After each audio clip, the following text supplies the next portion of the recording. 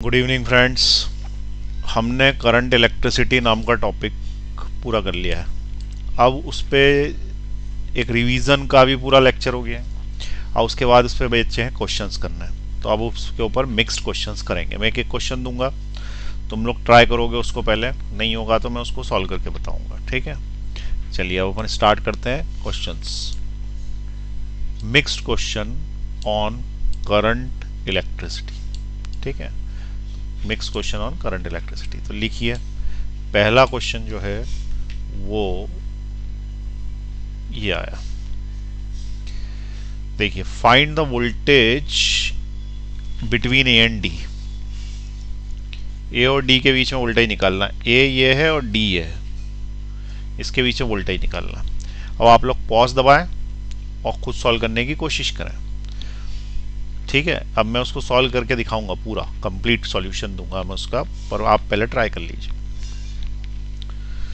चलिए, अब मैं इसका सॉल्यूशन बता रहा हूं, ध्यान से देखिए। इसका आंसर आएगा 10 वोल्ट्स। जिसका आ गया हो आगे बढ़ जाए, नहीं आया ध्यान से देखें। कंसेप्ट्स क्या क्या लगेंगे, तो पहला कंसेप्ट ये लगेगा कि क्लोज लूप में अपना खुद का करंट होता है, वो दूसरे को करंट नहीं देता। तो close loop has its own current. Closed है तो उसको दूसरे को करंट देने की जरूरत नहीं।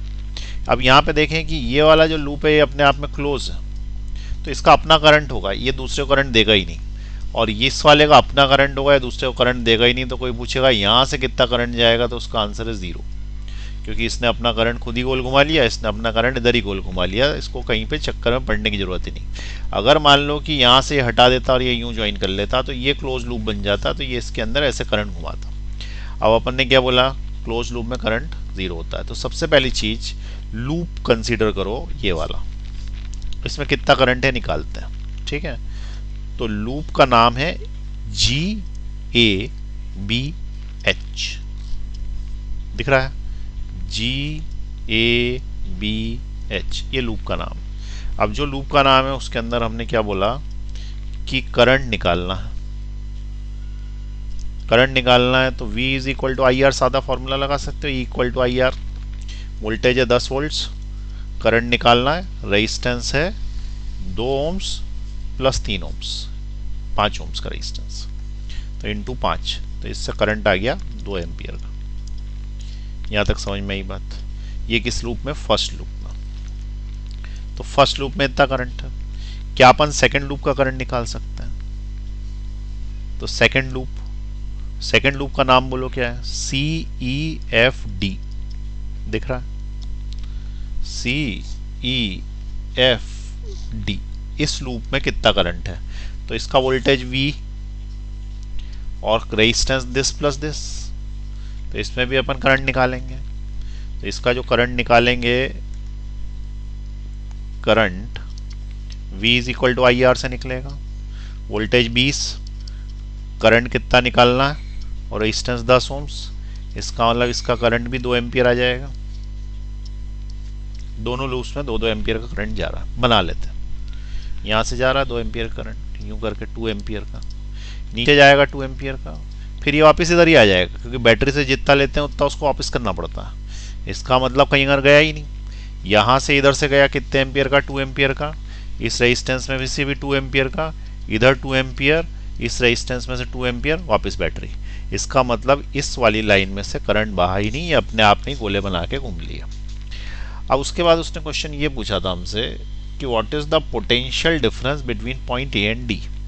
ए और डी के बीच में, किस किस के बीच में, ए और डी के बीच में। तो ए है यहाँ पे और डी है यहाँ पे, इनके बीच में हमको पोटेंशियल डिफरेंस निकालना।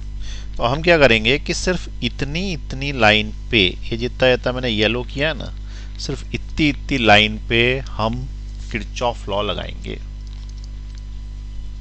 Kirchhoff's law. ठीक है, फ्रॉम ABCD पे लगाएंगे। अब लगाने का तरीका क्या है, ये वाले का वोल्टेज VA लेंगे, इस वाले का वोल्टेज VD लेंगे, VA इस साइड आएगा, VD इस साइड आएगा, और फिर लॉ यहाँ से यहाँ तक लगाते जाएंगे। तो यहाँ देखो, सबसे पहले स्टार्ट करना VA से, तो वी ए तो प्लस में ही लेना है और वी डी उस साइड राइट हैंड साइड पे लेना। अब इधर साइड देखो, ये दोनों का आपस में मल्टीप्लाई होगा, क्योंकि किरचॉफ लॉ क्या होता है, summation of voltage plus summation of I R is equal to 0, ये होता है किरचॉफ लॉ।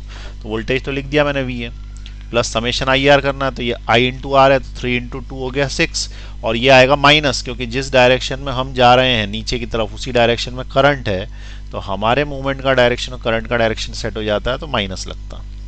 फिर उसके बाद हम यहाँ से आगे पहुँचे, फिर इधर पहुँचे तो पहले निगेटिव टर्मिनल आया, फिर पॉजिटिव टर्मिनल आया, there is a rise in potential is taken as positive, तो ये प्लस 4 वोल्ट पॉजिटिव। फिर उसके बाद हम यहाँ से यहाँ पहुँचे आगे यूँ, तो ये मिला 4 इंटू 2 8, लेकिन जिधर हम जा रहे हैं उसी साइड करंट भी जा रहा है, और जिस साइड हम जा रहे हैं उसी साइड करंट भी जा रहा है, तो निगेटिव लेंगे, तो 4 इंटू 2 इज 8, ये 8 का निगेटिव हो गया, और हम पहुँच गए डी पे, तो डी जहाँ पहुँच गए वो राइट हैंड साइड पे लिख लेना बी डी। ठीक है, बीच में कोई चीज़ छूटी तो नहीं, एक बार चेक कर लेते हैं।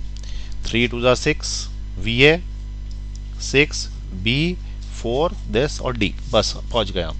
अब हमें चाहिए V A minus V D, उधर से वी डी लाओ इधर से, ये सब उधर पहुँचाओ, तो 6 माइनस 4 प्लस 8, इसका मतलब V A minus V D is equal to 2 plus 8 10 volts, ये इसका आंसर आएगा। ठीक है, इस तरीके से करना है ये क्वेश्चन, नोट कर लीजिए, फटाफट नोट कर लें। दूसरा क्वेश्चन दे रहा हूँ, पॉज दबा दें, जिस जिसको बनता जा रहा है अपने आप करते जाएं। चलिए दूसरा क्वेश्चन,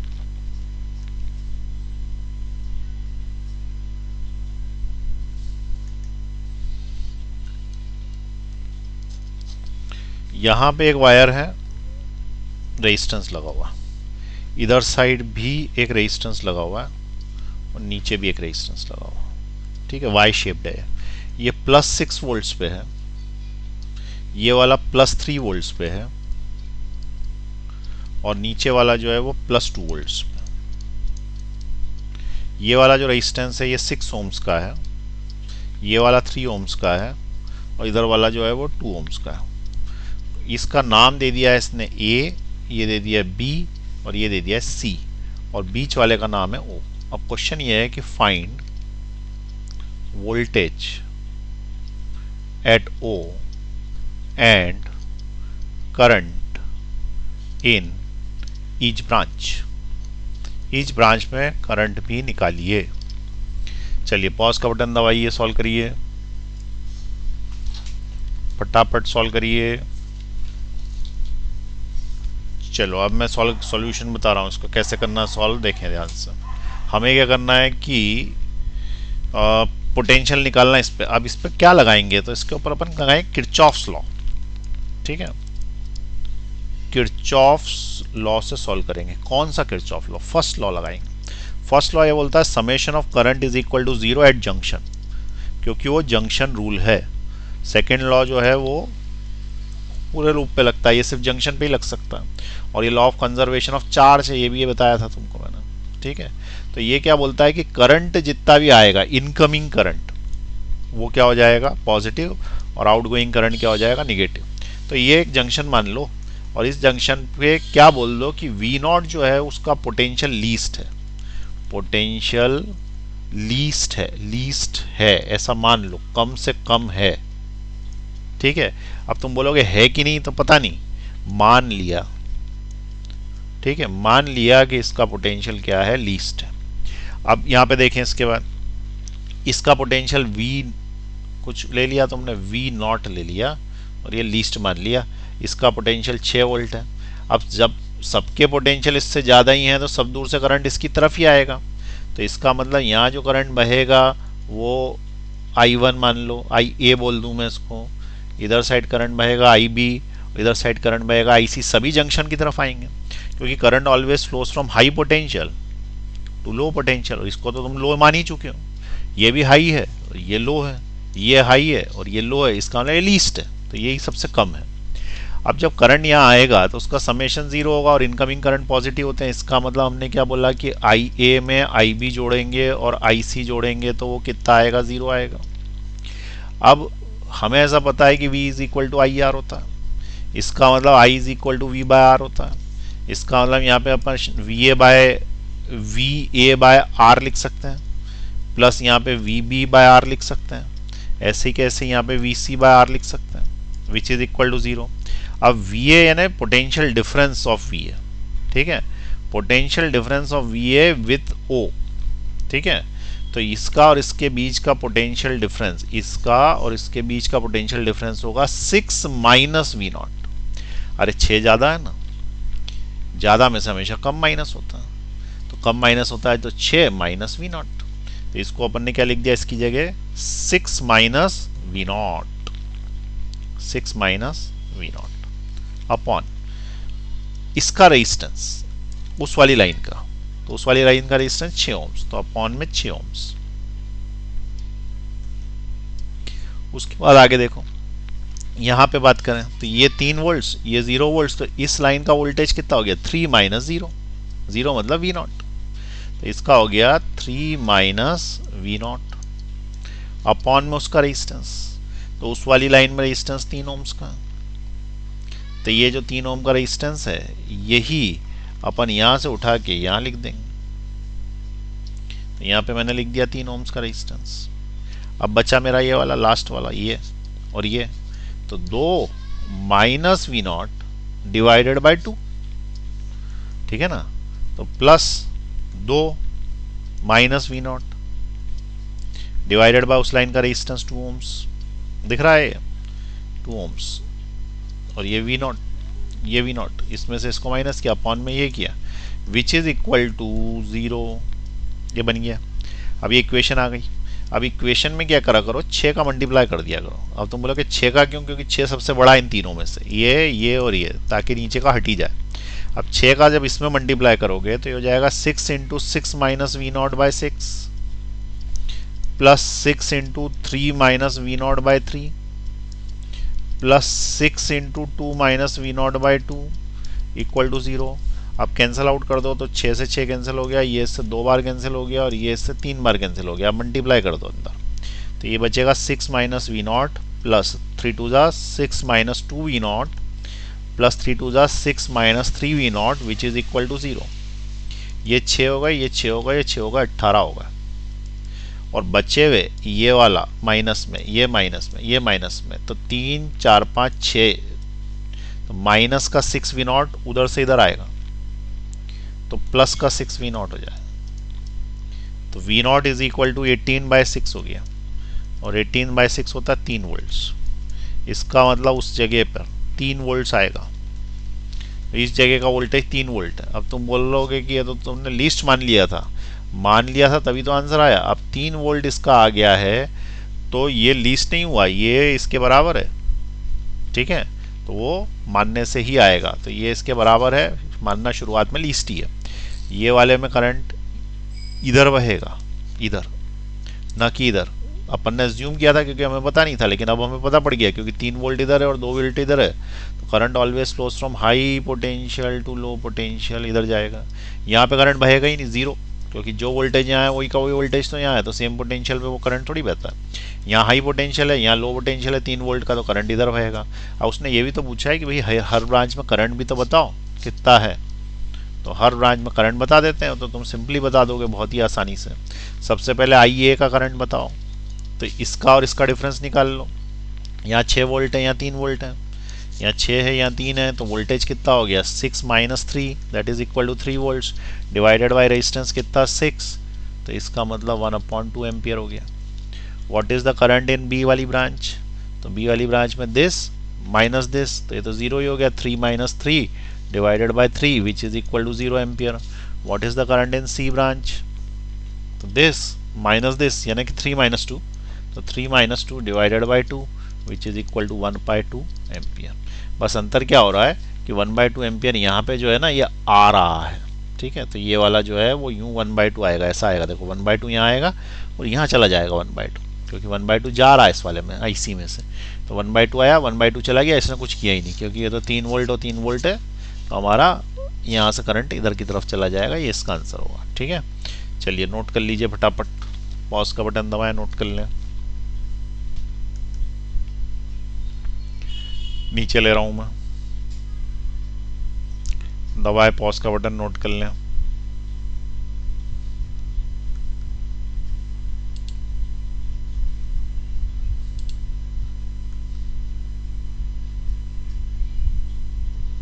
कर लिया आप लोगों ने। चलिए अब नेक्स्ट क्वेश्चन देखेंगे, नोट कर लीजिए यहां तक।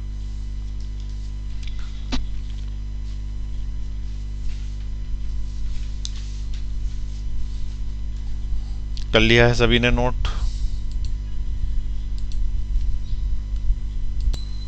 चलिए नेक्स्ट क्वेश्चन देखें। यहाँ पे क्वेश्चन ये पूछा है कि find the average current in the 8th second, और इक्वेशन दे रखी है करंट की I is equal to 2t square. Current की इक्वेशन क्या, I equal to 2t square, average current 8 second में पूछा है। अब पॉज का बटन दबा के आप सॉल्व कर लीजिए। चलिए, जिसको नहीं समझ में आ रहा कैसे करना है, मैं सॉल्यूशन बता रहा हूँ। कभी भी तुम्हें एवरेज चीज पूछे, कोई सी भी, एवरेज करंट या एवरेज कुछ भी, तो एवरेज हमेशा इंटीग्रेशन से निकलता है। तो एवरेज करंट को ऐसे दिखाते हैं दोनों तरफ ये लगा के, उसका फॉर्मूला होता है integration of current with respect to time upon integration of time. ये इसका एवरेज करंट का फॉर्मूला, ठीक है। अब जब एवरेज करंट निकालने के लिए आएगा तो उस केस में क्या करना कि इंटीग्रेट करना करंट को, और इधर भी। अब देखो यहाँ वाले क्वेश्चन में कैसे करेंगे, तो इंटीग्रेशन करना है, कहाँ से कहाँ तक करना है, तो बोल रहा है 8th सेकेंड तक, 8 सेकेंड में।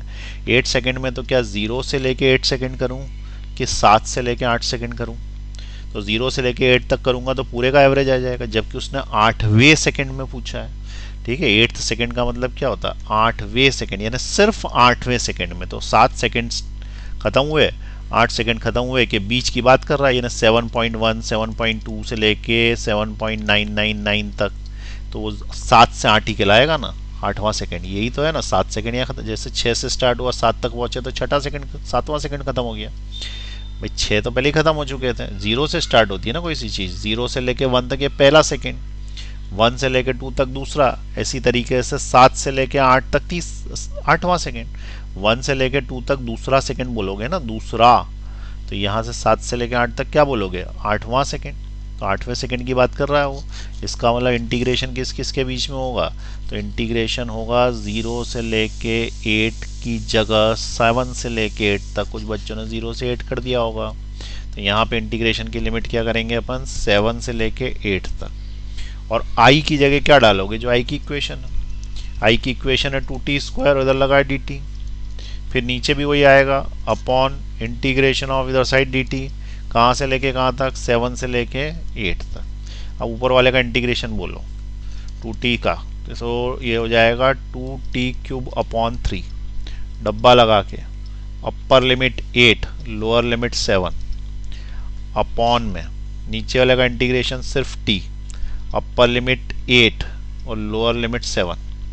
अब वैल्यूज डालेंगे तो 2 t की जगह 8 का क्यूब बाय 3 माइनस 2 7 का क्यूब बाय 3 होल अपॉन में 8 माइनस 7, क्योंकि upper limit minus lower limit. अब इक्वल टू, इसको सॉल्व करेंगे तो सॉल्व करने से तो कुछ आंसर आ जाएगा, वो तुम लोग निकाल लो, 338/3 एम्पियर आएगा, ठीक है। अब मैं ना यहाँ पे इंटीग्रेशन करके समझा रहा हूँ, ना ही मैं उसका सॉल्यूशन बता रहा हूँ। अब इसको तो सॉल्व करना सबको आता ही होगा, और मुझे उम्मीद है कि इंटीग्रेशन भी सबको आता होगा, क्योंकि इस समय तक आ जाना चाहिए। और नहीं आया है तो आप उसको देखिए, यूट्यूब चैनल पे दिया हुआ है मेरे, तो उसके अंदर आप देखिए इसको कि ये कैसे इंटीग्रेशन करना है, क्योंकि अभी इस स्टेज पे 12th के बेस पे तो नहीं सिखाया जा सकता इसको, इतना तो आना चाहिए अब, ठीक है। चलिए नोट कर लीजिए फटाफट, आगे बढ़ा रहा हूँ। दूसरा क्वेश्चन तुमको करना, find the average value of current. लिखें question, find the average value of current, find the average value of current. और करंट दे रखा है I is equal to I naught sine omega T, और कहां से कहां तक, from t equal to 0 to t is equal to t/2 तक। ये एवरेज वैल्यू निकालनी है। चलिए सॉल्व करिए। Question number 2, average value, formula वही लगेगा जो ऊपर लिखा है, बहुत सारों ने तो तैयार डाल दिया अभी से, बोला आप ही करो भाई, हमारे बस का। Integration of I D T upon integration of D T, यही है ना एवरेज का फॉर्मूला। तो करंट का यदि एवरेज निकालना है तो करंट का एवरेज का ये फॉर्मूला।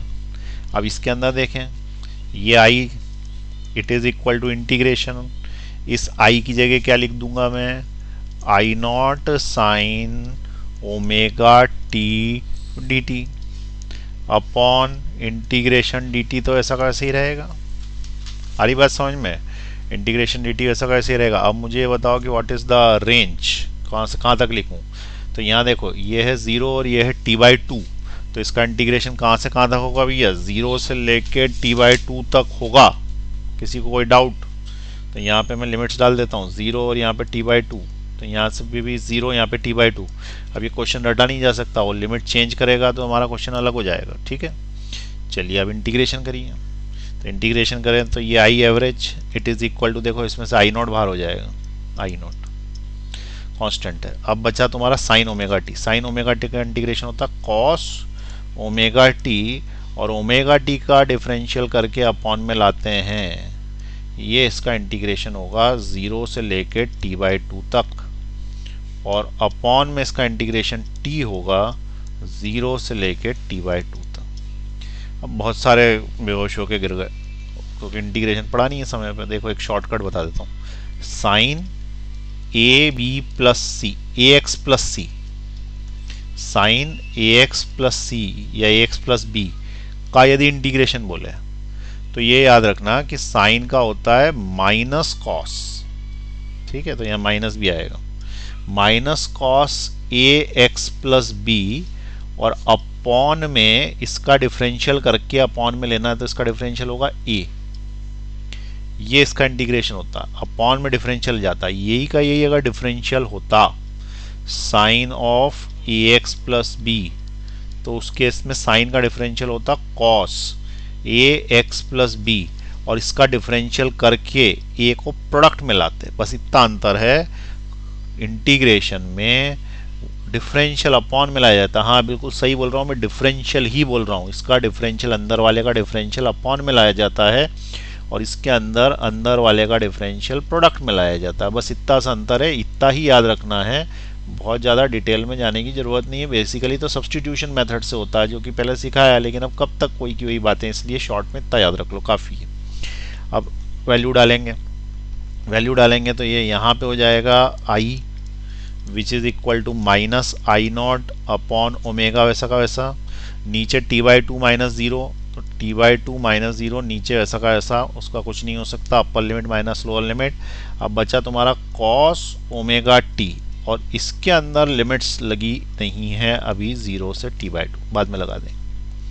अगली step it is equal to, देखो ये तो t/2 बचा, तो minus I naught omega into t/2, यहाँ तक आई बात समझ में। अब कॉस का इंटीग्रेशन अभी अपन ने कर दिया है ना, तो अपर लिमिट और लोअर लिमिट डाल देते हैं वैसे इसके अंदर, तो कॉस ओमेगा, अब ये जो t है इसकी जगह एक बार t/2 डालना और एक बार 0 डालना, तो इसकी जगह t/2 डालें तो t/2 माइनस करके कॉस, और इसकी जगह अब अपन 0 डाल देते हैं, ठीक है, इसकी जगह t की जगह 0 डाल देते हैं, तो 0 डाल देने से 0 ही हो जाएगा, ये हो गया ऐसा। अगली स्टेप लेंगे, अगली स्टेप लेंगे तो ये वाला i which is equal to minus I naught upon omega, omega को लिख सकते हैं अपन 2π/t इंटू t/2, ठीक है, ओमेगा का फॉर्मूला होता है 2π/t, एक और फॉर्मूला होता है इसका 2πn, एक और फॉर्मूला होता है θ/t, ये तीन फार्मूले ओमेगा के। ओमेगा एंगुलर वेलोसिटी है, यहाँ पर वो एंगुलर फ्रीक्वेंसी है, इसका मतलब करंट की कुछ फ्रीक्वेंसी दे रखी है, ठीक है। अब ये 2 से 2 कैंसिल, t से t कैंसिल। अब अंदर पे आ जाओ ब्रैकेट के अंदर, ब्रैकेट के अंदर यहाँ पे लिखा मैंने कॉस, ओमेगा की जगह फिर लिख दिया 2π/t into t/2 minus cos 0 1 होता, ठीक है, कॉस 0 क्या होता 1, तो ये 1 हो गया। अब उसके बाद ये फिर 2 से 2 कैंसिल हो गया, t से t कैंसिल हो गया, cos 180 हो गया, cos 180 माइनस 1 होता, ठीक है, cos 180 -1 होता है, -1 और ये -1। अब यहाँ पे क्या बचा, -I0 अपॉन, सब कट कटा गया है, सीधे पाई बचा। अब इसको आगे सॉल्व करें तो यही कर देते हैं, जगह बची अपने पास। तो इट इज इक्वल टू -1 -1 -2 हो गया, तो -I0 -2 अपॉन पाई। बस अगली स्टेप में माइनस माइनस प्लस हो जाएंगे, तो 2I0 अपॉन पाई, ये इसकी करंट की एवरेज वैल्यू आएगी। ठीक है, ये करंट की क्या होगी, एवरेज वैल्यू, ये इसका आंसर। ठीक है, चलिए नोट कर लीजिए इसको। एक बार मैं ऐसे कर देता हूँ, तो यहाँ तक नोट कर लें, पॉज बोलूँगा नोट कर लेना, उसके बाद नीचे का नोट कर लेना, और ये इंटीग्रेशन वाली चीज़ नोट करें और याद रखें इसको, याद तो रखनी पड़ेंगी चीज़ें बहुत सारी।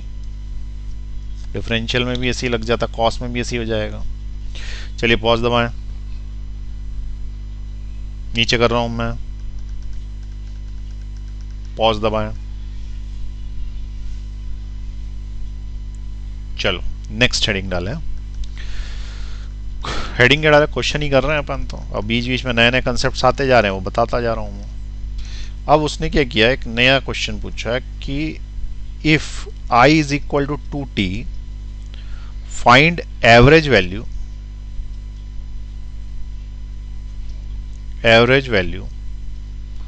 And RMS value from t is equal to 1 to t equal to 4। अब देखो इसमें पहला वाला जो है एवरेज वैल्यू, वो तो तुम लोगों को करना, तुम कर भी सकते हो, 2 क्वेश्चन करा दिए मैंने।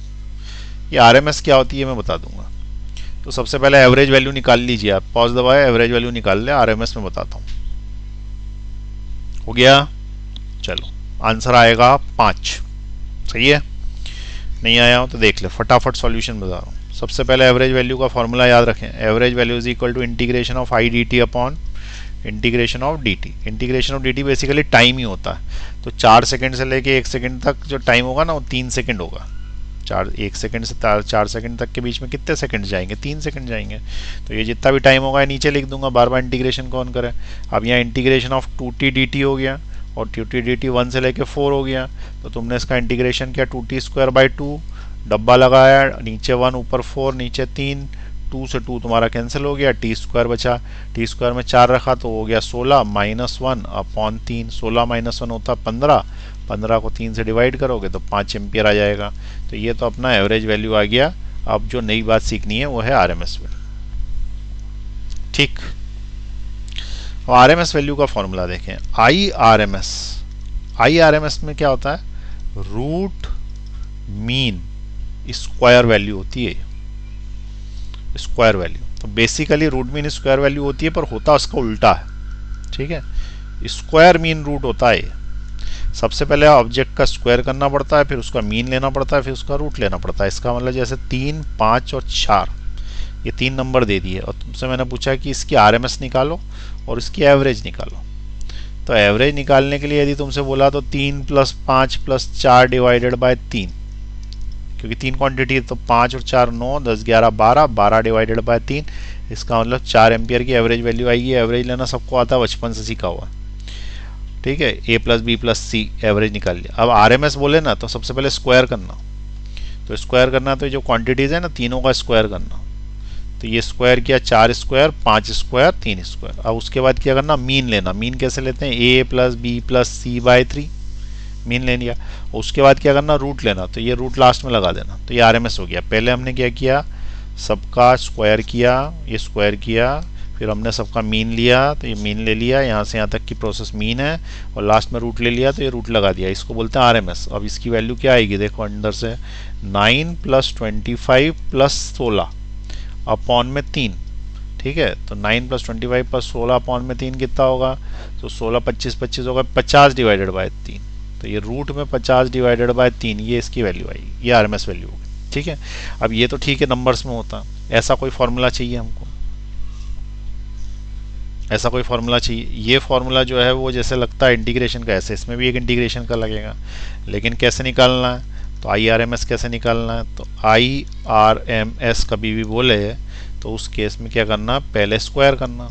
ये स्क्वायर कर दिया।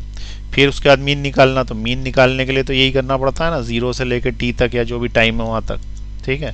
फिर अपॉन में इंटीग्रेशन ऑफ डी टी हो जाता है, ये मीन निकल गया। और फिर क्या लेना, उसका रूट ले लेना, तो ये बन गया। देखो फिर से देखो, सबसे पहले क्या किया मैंने, स्क्वायर किया, फिर मैंने उसका मीन लिया, ये मीन वाली प्रोसेस हो गई, मीन पहले भी समझा चुका हूँ, और उसके बाद मैंने रूट ले लिया। अब ऐसा कर देंगे तो वो आ जाएगा। अब देखो इसके अंदर करते हैं अपन।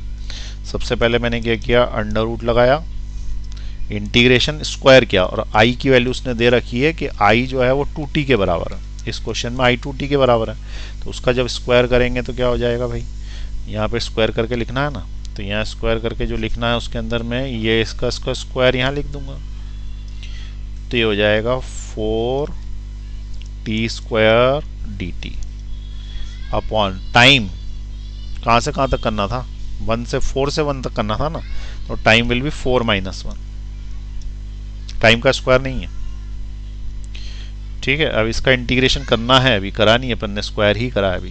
तो अब इसका इंटीग्रेशन करेंगे, तो इसका इंटीग्रेशन करेंगे, बाद में रूट लेंगे लास्ट में, तो 4 को 4 रहने दिया, टी का इंटीग्रेशन होगा t³/3, और नीचे जो है वो 3 आ जाएगा। इसका मतलब इंटीग्रेशन ऑफ हो गया 4t³/9, ठीक है। और वैल्यू रखनी बची है अभी, वैल्यू कहाँ से कहाँ तक की रखोगे, वैल्यू रखेंगे इसके अंदर 1 से लेके 4 तक, कैसे दी हुई है उसने, 1 से 4 तक,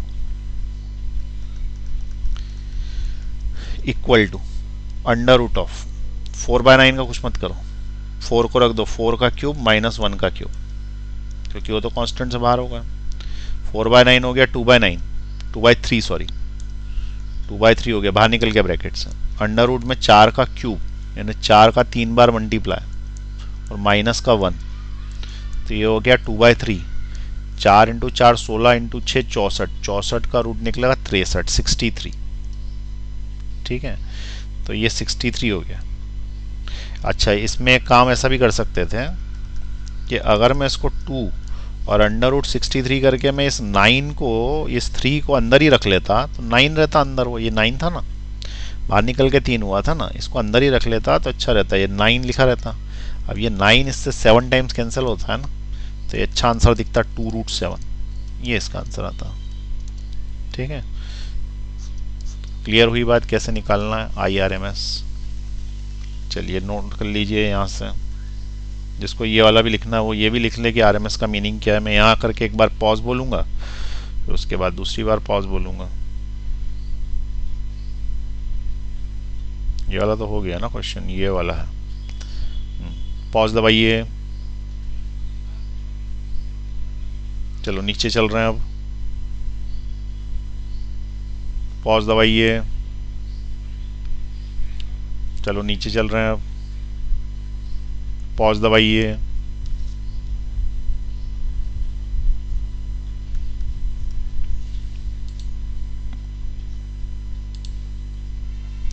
मिक्स टाइप के क्वेश्चंस चल रहे हैं, ठीक है ना, से प्रैक्टिस होती है, एक साथ आ जाते हैं तरह तरह के क्वेश्चन, नए नए टाइप के। चलिए एक नया क्वेश्चन और करते हैं।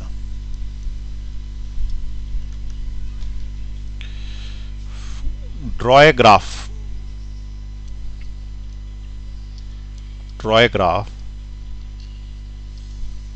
between voltage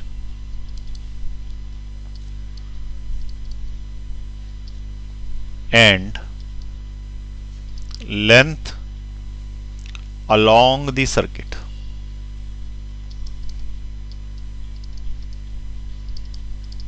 voltage and length along the circuit. अब देखो सर्किट क्या बना हुआ, ये वायर है और यहां पे एक बैटरी लगी है, उसके बाद एक रेजिस्टेंस, उसके बाद एक और रेजिस्टेंस, बस ये सर्किट क्लोज हो गया। ये वाला जो है ये 12 वोल्ट की है बैटरी, ये 2 ओम का रेजिस्टेंस है और ये 4 ओम का रेजिस्टेंस है। उसने बोला है कि एक ग्राफ बनाओ जो कि किस किस के बीच में हो, वोल्टेज और लेंथ ऑफ द सर्किट। तो this is the length of the circuit L, this is the length of the circuit L, जो कि यहाँ पे ये L है, इसका और वोल्टेज के बीच एक ग्राफ बनाना। ठीक है, अब बताओ कैसे बनाओगे। तो सबसे पहले देखो, ये वाला जो रहता है सिरा, इसको हम 0 वोल्ट पे मान लेते हैं, तो ये 12 वोल्ट पे हो जाता है। वास्तविकता में इसका मीनिंग ये नहीं होता। मीनिंग ये होता है कि इन दोनों पोटेंशियल के, इन दोनों टर्मिनल्स के बीच में 12 वोल्ट का अंतर है। अब वो 12 वोल्ट का अंतर है, तो जैसे ये सेल है, अगर मैंने इस पर 12 वोल्ट लिखा है तो इसको मैं 0 वोल्ट मान सकता हूँ, तो ये 12 वोल्ट हो जाएगा, क्योंकि दोनों के बीच में 12 वोल्ट का डिफरेंस है। लेकिन अगर मैं इसको 10 वोल्ट मान लूंगा तो ये 22 वोल्ट हो जाएगा, क्योंकि 22 और 10 के बीच में भी 12 वोल्ट का डिफरेंस है। तो ऐसा कोई जरूरी नहीं कि मैं इसको 0 लूँ, जो भी लूँ इससे 12 एक्स्ट्रा इधर वाला लेना है, ये कंसेप्ट है। लेकिन हम हमारी सुविधा के लिए क्या करते हैं कि छोटे वाले को 0 पे मान लेते हैं और बड़े वाले को 12 पे मान लेते हैं, और ऐसा हम हमेशा करते हैं। तो इसलिए हमने इसको 0 वोल्ट पे ले लिया है। ठीक है, इसको मैंने 0 वोल्ट पे ले लिया है, क्योंकि मुझे चूंकि ग्राफ ड्रॉ करना है, तो इसको मैंने 12 वोल्ट पे ले लिया। अब क्या होगा कि करंट बढ़ेगा आगे की तरफ। अब करंट जब आगे की तरफ बढ़ेगा तो ये रेजिस्टेंस है, और रेजिस्टेंस का काम क्या है, तो resistance drops potential, resistance drops potential.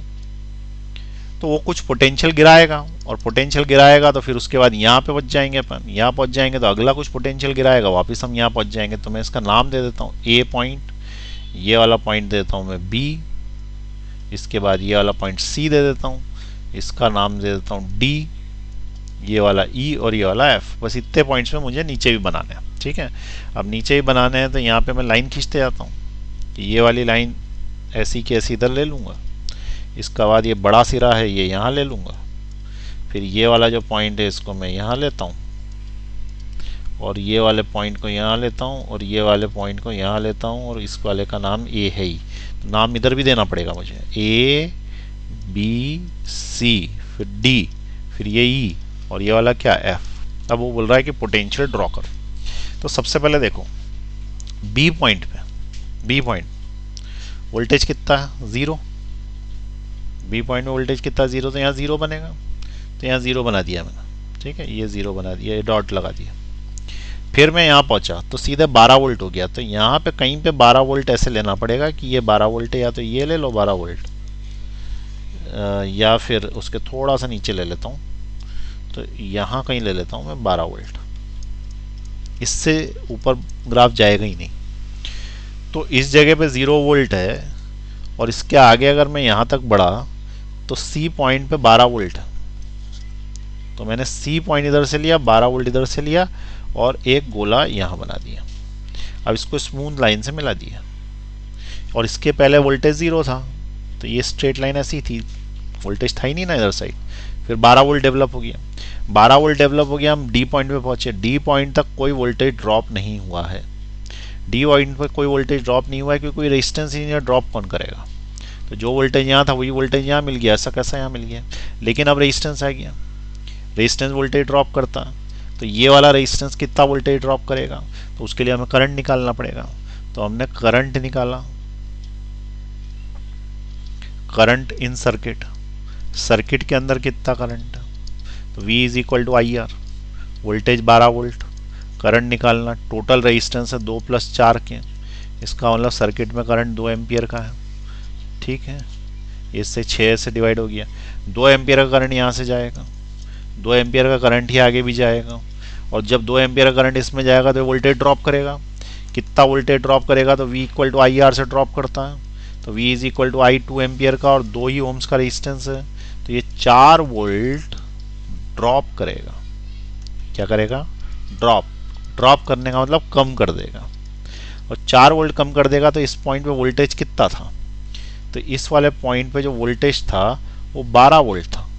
अब इसने 4 कम कर दिए, 4 कम कर दिए, तो हमें यहाँ 4 कम मिले, तो 4 कम मिले तो 12 में से 4 कम हुए, तो जो 12 चल रहे थे उससे 4 कम होके यहाँ कहीं पहुँच जाएगा, और यहाँ पे कहीं पे 4 कम करने से, 12 में से 4 कम करने से 8 वोल्ट मिलता, तो यहाँ पे अपने को 8 वोल्ट मिलेगा।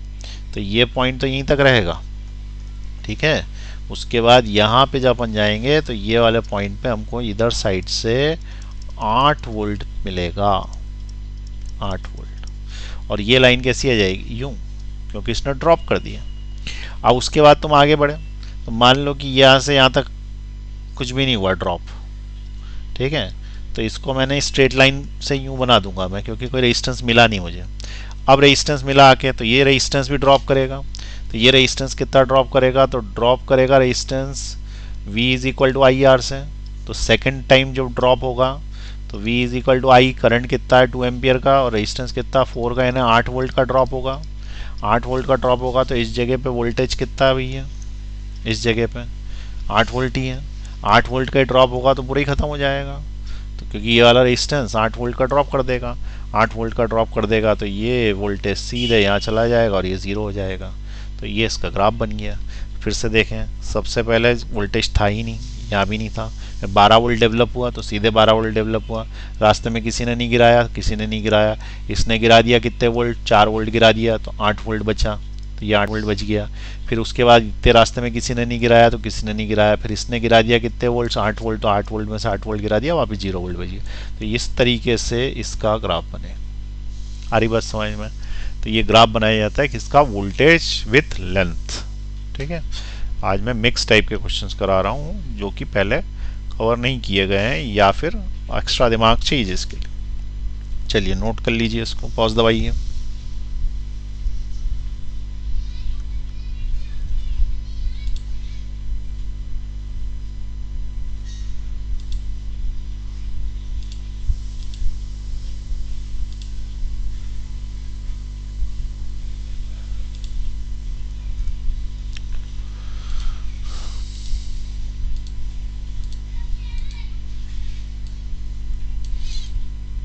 ठीक है, तो यहाँ तक के क्वेश्चन आपको समझ में आ गए होंगे। अब अपन नेक्स्ट क्लास में करेंगे, फिर से क्वेश्चन और करेंगे, अभी प्रैक्टिस करेंगे। ठीक है, थोड़ी सी प्रैक्टिस जितनी ज़्यादा होती है उतना ज़्यादा उस पर्टिकुलर टॉपिक में कमांड आ जाता है। अभी क्या हो रहा है, मिक्स करा रहा हूँ ना, तो पुराने आगे पीछे के कंसेप्ट कहीं के भी लगेंगे। जैसे अभी बीच में मीटर का करा दिया, कभी हीटिंग इफेक्ट का करा दिया, इस तरीके से मिक्स क्वेश्चन कराऊंगा। तो एक आध क्लास और अगर अपन मिक्स क्वेश्चन करते हैं, 1 या 2 या जितनी भी ज़रूरत पड़ेगी, उससे क्या होगा, थोड़ा कॉन्फिडेंस आना लग जाता है और बार बार वही की वही चीज़ आती है तो दिमाग में वो सेट हो जाता है। उसके बाद इस टॉपिक में सिर्फ एक चीज़ बची है, दैट इज़ RC सर्किट, वो लास्ट में कर लेंगे। ठीक है, फिर ये टॉपिक खत्म हो जाएगा। चलिए अब नेक्स्ट क्लास में मिलते हैं अपन।